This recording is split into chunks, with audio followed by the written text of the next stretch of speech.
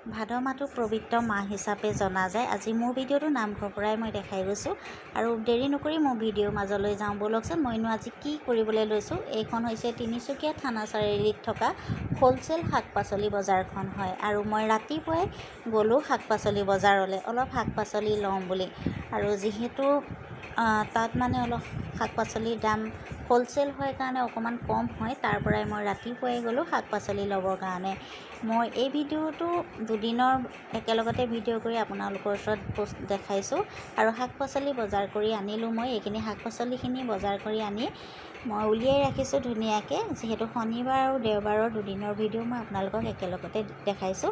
আৰু সেয়া শাক পাচলি বজাৰ কৰি আনি আকৌ গ'লোঁ গেলামাল দোকানলৈ। গেলামাল দোকানৰ পৰা সকলো মাহ, বুট, তেল যি লাগে আৰু এইখিনি মই আলুখিনি ভালদৰে বাছি লৈছোঁ আৰু বজাৰ কৰি আহি ঘৰত মই উলিয়াই ৰাখিলোঁ।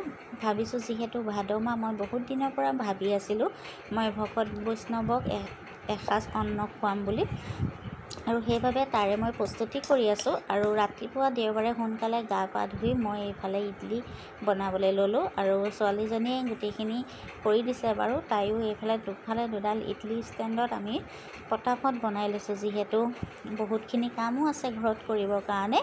এইখিনি কৰি মেলি ঘৰৰ কামখিনি কৰি মেলি আকৌ নামঘৰলৈ সোনকালে যাব লাগিব। এতিয়া এইখিনি ইডলি বনোৱা হৈয়ে গৈছে।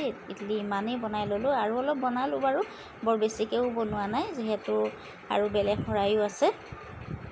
তাৰ পৰা আহিলে আমাৰ ওচৰৰ খুৰী এগৰাকীক মাতিছিলোঁ তামোল পাণখিনি কাটিবৰ কাৰণে। যিহেতু আমাৰ অসমীয়া সমাজত মেইন হৈছে তামোল পাণখন।